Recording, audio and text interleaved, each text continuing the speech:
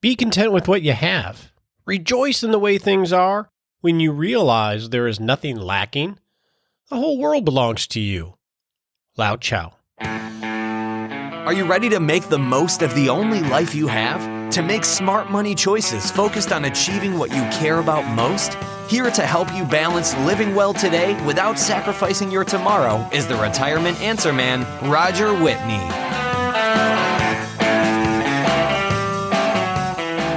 Homeownership has always been a big part of the American dream. At least that's the way I learned it. When my wife and I got married, 25, 6, 7 years ago now, I remember the drive to buy that first house, that first 1,600 square foot home to call our own. I got to mow the lawn. I got to build the workbench in the garage. And then very quickly, I was like, okay, I need the nicer house. I need the bigger house, the bigger yard. It started around the time that we were getting ready to have children. I think it was a man nesting thing. I wanted to build that oasis for the children in the backyard and buy the cool swing set and fort to run around in. And in fact, we did that. We did that probably a little bit too early and ended up building a cage that we were trapped in from a financial perspective with a big mortgage payment, a big yard to take care of, a house to fill. It zapped a lot of wealth creation early on and just created a lot of work for us. Home ownership is a cool thing. It's nice to have a place of your own, but it doesn't define who you are. It doesn't define your value, just like your job doesn't.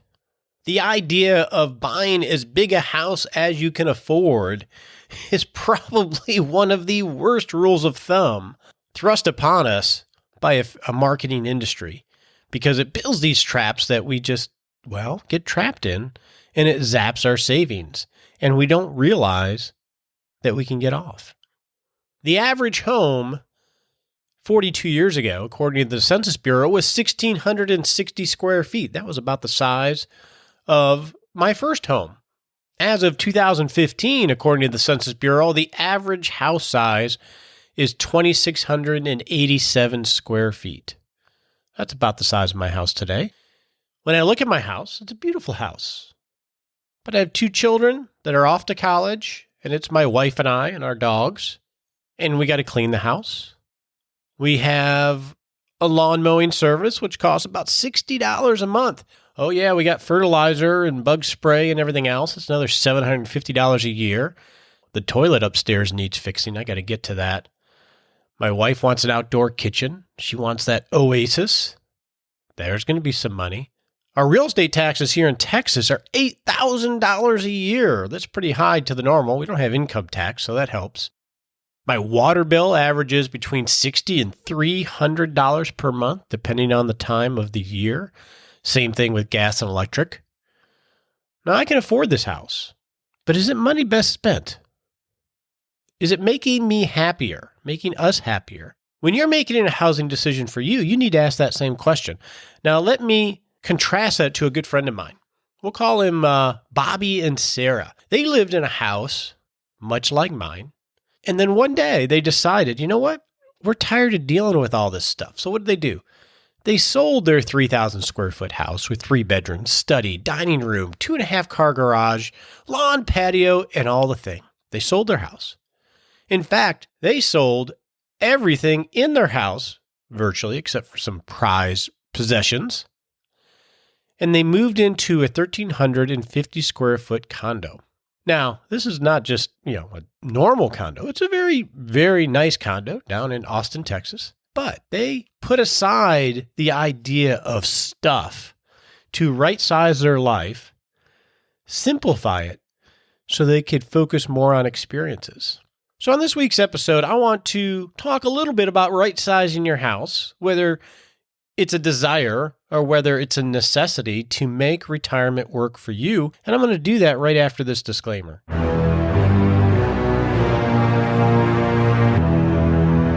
So I work as a financial planner. I work with clients all over the country, helping them transition into a life of more freedom. We'll call it retirement. But here's the thing.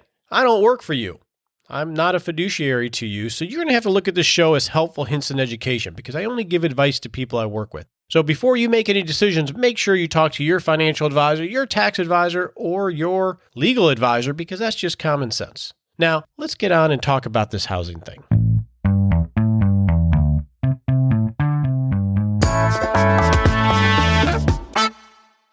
Recently, I received 2 comments from fellow listeners about housing and about retirement. And I want to read both and then just talk a little bit about them in terms of choices and this housing issue. So the first one comes from SJ. SJ says, I am one of those less common people in the retirement planning audience. I'm a single lady with a modest nest egg, early retired on a small government pension, less than half of my working income, by choice. I tested my plan by living on half my income for over a year to see if the plan might work. My fallback plan was to work from home or get a full-time job if my figures didn't play out. And up till the retirement date, I was very, very nervous about my decision. I'm now retired for 6 months and found that my expenses are much less than I estimated. I am also far happier than I imagined that I could be. Every day is a joy, and my life has dramatically changed from very stressful to contentment. Just wanted to concur with your advice that wealth does not equal happiness. Living a modest lifestyle with very little travel or dinners out, etc., can be supremely satisfying to some of us. If you're one of those people who is a homebody and find that living frugally is a satisfying challenge, this retirement thing can be wondrous. Perhaps can be done on a smaller nest egg. Each morning when I wake up, I say, why didn't I do this sooner? SJ, those are great comments. First off, thank you so much for sending those in. Now, what did SJ do to test out this retirement? This is what I was really impressed with. First off, she tested living simply for over a year. She lived off half of her income for over a year to see how it worked. Now, my guess is that SJ has a very good idea of what things cost by going through this.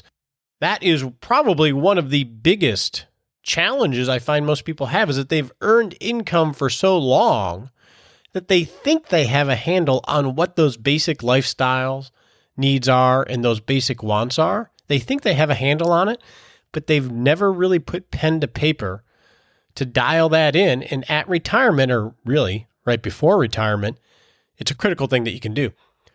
What's the second thing that she did that I thought was awesome? She was prepared to possibly work. She realized, hey, I'm going to get out of this rat race. But if things don't work and my projections are incorrect and I miss something, I'm prepared to go find some part-time work or full-time work if I have to. She mentally prepared herself for that, which I think is a very smart thing to do. Now, what I would say there, SJ, is, yeah, you're 6 months in, which is beautiful. Enjoy this honeymoon period of retirement. Consider, though, going back to work in some capacity once that honeymoon starts to become normal life. And here's why. Number one, the sun is shining. You're in early retirement. Probably a good idea to make hay while the sun shines from an income perspective because it will help prepare you and help secure against having bigger issues later on when you have less flexibility to go back to work. Life has a tendency to sneak up on us. So once you're through your honeymoon period, and that could be a year or two, could be a couple of years, I don't know, consider finding something that you enjoy doing that adds value to your life other than income to be able to bring money in to help secure against the farther end of retirement. Because the sun is shining, it might make sense to make hay. And then the last thing I noticed from reading SJ's email, and I read it a few times, it sounds like she has found joy in life rather than things. So bravo for you, SJ. Now, the next email from Rosemary isn't quite as complimentary and as happy with me as SJ's was. So last week I talked about how certainty is absurd. We all crave it, especially when we're trying to retire because of all that angst about the future, but really we can't solve for it. The best we can do is to be very agile to make lots of little decisions along the way. And I used a metaphor about the possibility of having to live in a trailer. If you live in a upper middle class house, you've done everything right in saving and investing. If everything goes wrong in your retirement, whether it's the markets or expenses in your life and health and everything else, nothing can really prevent you from having to slowly downgrade to living in a trailer. And I use that as a metaphor, but in a backhanded way, not intentionally, I guess it degraded trailers. And I think that was Rosemary's point. So let me read her comments to me. This is Rosemary. I have just started listening to you and was enjoying the podcast until you trashed living in a trailer. I live in the Bay Area in Northern California, and I live in an over 55 mobile home community, aka trailer. I have a creek behind my house, along with the Ritz-Carlton golf course. A new trailer was just put in next door and sold for $459,000. This is one of the most beautiful areas to live in, along with being one of the most expensive. Bottom line is, not everyone has $1 million put aside for retirement, and I bet there are plenty of people looking for ways to retire on what they have managed to put aside. I will probably continue to listen as I have over an hour commute to work in hopes that I find some tips and trips that are relevant. Hey, Rosemary, I want to thank you so much for sending me your comments. So first, meant no offense on using a trailer for my story. It was meant as a metaphor to talk about the importance of having little conversations so you can identify potential issues as your life unfolds so you can quickly adjust to mitigate or avoid bigger decisions down the road. It could be because of overspending. It could be because of inflation, bad markets, unexpected expenses beyond your control. And I was simply using it as a metaphor to help explain that. But you bring up some very excellent points that I want to make sure I pull out of your comments. And a lot of it has to do with living simply. Now, some of us, you are correct, most of us have no choice in terms of living simply because of our economic means for whatever reason. And that's a really important point. In fact, in our next retirement plan live, we are going to work with quote unquote, a normal person, someone who doesn't have millions of dollars or even $1 million or maybe not much of anything, that are in their 50s. So we can talk about some of the options they have to create a great life later in life. Now, the second thing I want to talk about is this idea of choices, which I think is a super important one. I talked about my journey in home ownership early on, and I made a lot of really poor choices that hurt my ability to build family wealth to take care of ourselves. Now, I was lucky or blessed that I was able to earn enough to overcome those, clean those up, and get on the right path. A lot of us aren't. But when we look at choices, especially when it comes to housing, one is, okay, where do you live? I was looking at your email, and you said that the trailer next door to you sold for $459,000. Wow. That is almost half of the cost of my house here in Texas.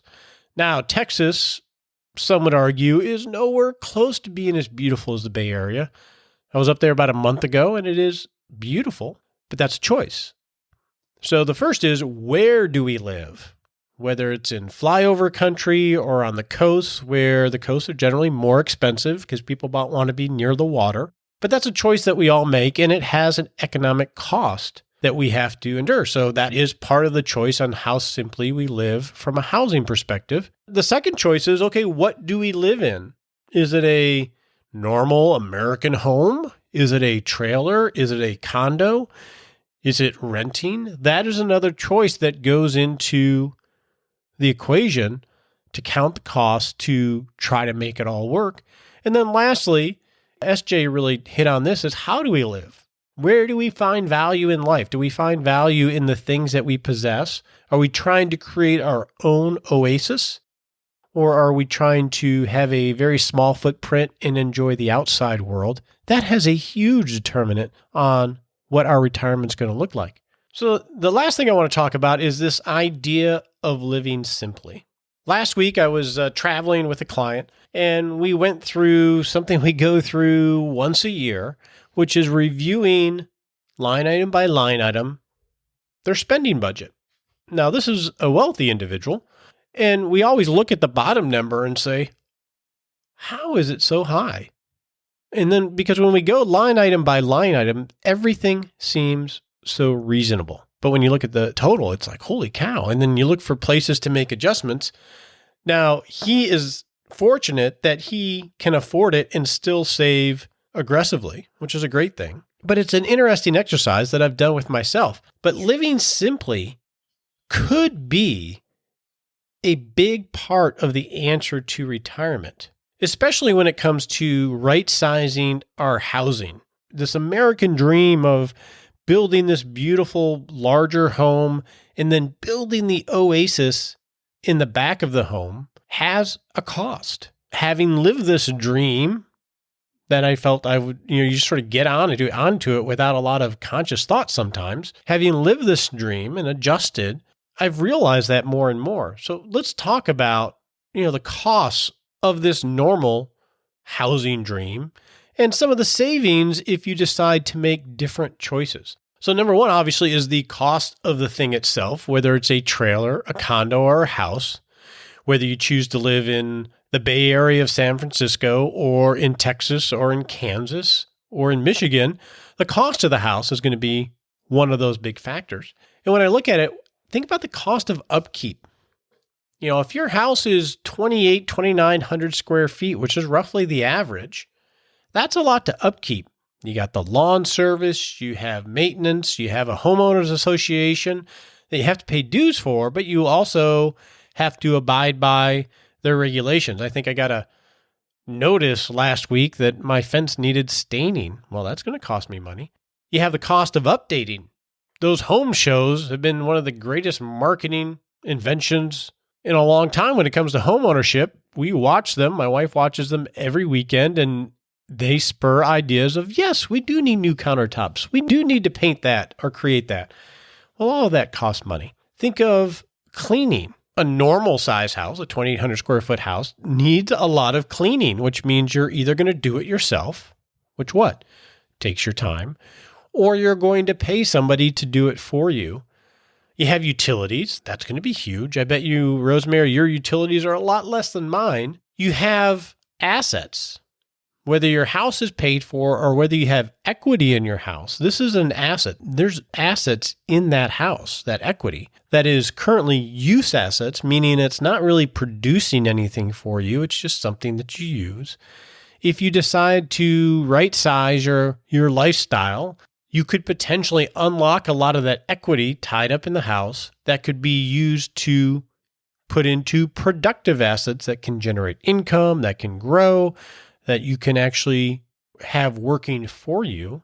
This next one's a big thing for me when I look around my house now that it's just the two of us, is if you have a smaller house or a trailer or a condo, there's less room for consumerism. Because if you have a bigger house, you have to fill it. And then if you have a nicer house, you have to fill it with nicer things. And it's a never-ending cycle.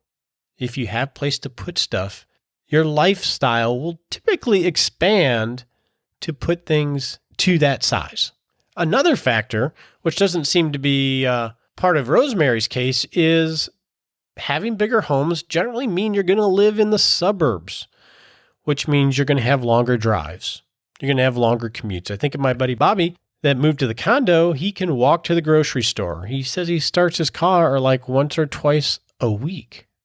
So having a simpler life, especially if you're in more of an urban area, you can decrease your transportation costs and your hassle and your stress of having to drive around. And I think probably the last major benefit of living more simply, especially in retirement, is you have more flexibility and you have more time because you're not on the upgrade cycle. You're not cleaning all the time. You're not doing maintenance all the time. Your drive is less. You have more time to focus on creating experiences on your own or with your spouse or with your friends. So I think this could be a big answer to a lot of people's retirement equation, either because they don't have a choice or they're just trying to make it all work. And I will say, I see people make it work that are quote unquote normal people all the time, whether it's SJ or clients that I've dealt with. So I want to thank you, SJ, and I want to thank you, Rosemary, for bringing some great comments to help give us some perspective as we all work to create a great life.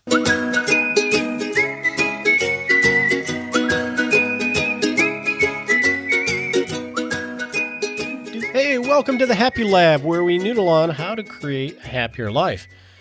Now, we've been talking about living simply today and how that can really help you create a happier life by just taking away some of the stresses of all the maintenance and all the costs involved in not living simply.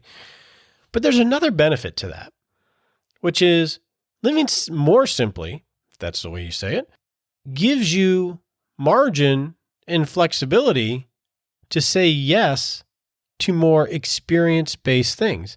Case in point, I had talked about how I was planning on going to Nepal later this year. I got a notification from a friend of mine that trip ended up being postponed until next year for conflicts and schedules and things like that. So when I was traveling and visiting a buddy of mine and a client, we started talking about visiting some of the safe but least visited countries in the world. And I'm like, okay, that sounds cool. I just learned that my Nepal trip was postponed. And he says, so why don't we go to Mongolia, Roger? Let's go to Mongolia, which is between China and Russia, Genghis Khan area. I think the Gobi Desert is there. I really don't know much about Mongolia. And I was like, yeah, let's go to Mongolia. It's a very inexpensive place to go because it's not visited often. So just this July, as soon as we get the details hammered down, I should be going to Mongolia. So what's my point on the Happy Lab? It is, if you can live simply, you open up the possibility of saying yes to adventures. On your marks, get set.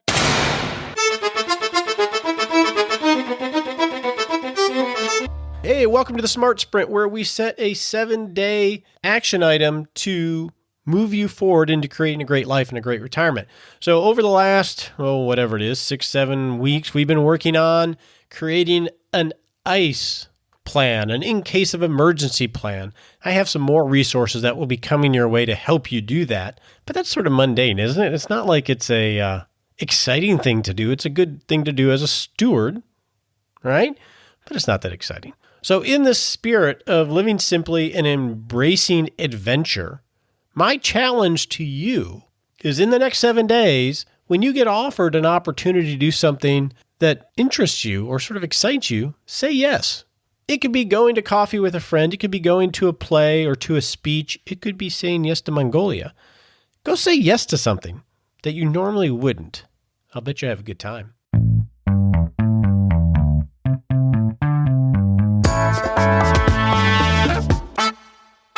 All right, for next week, I am going to be talking about my newly redesigned Agile Retirement Management process. And it's a way of thinking about things in a little bit of a different way that solidifies a lot of what we talk about on this show. So I'm excited about that. So make sure you tune in next week. Thank you so much for joining me today. Until next week, this is Roger Whitney, the Retirement Answer Man. We appreciate you joining us today for this episode of Retirement Answer Man.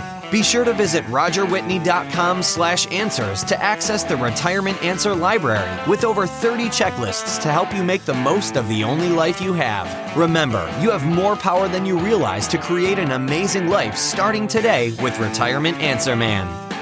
The opinions voiced in this material are for general information only and are not intended to provide specific advice or recommendations for any individual. All performance referenced is historical and no guarantee of future results. All indices are unmanaged and may not be invested into directly. Have a wonderful day.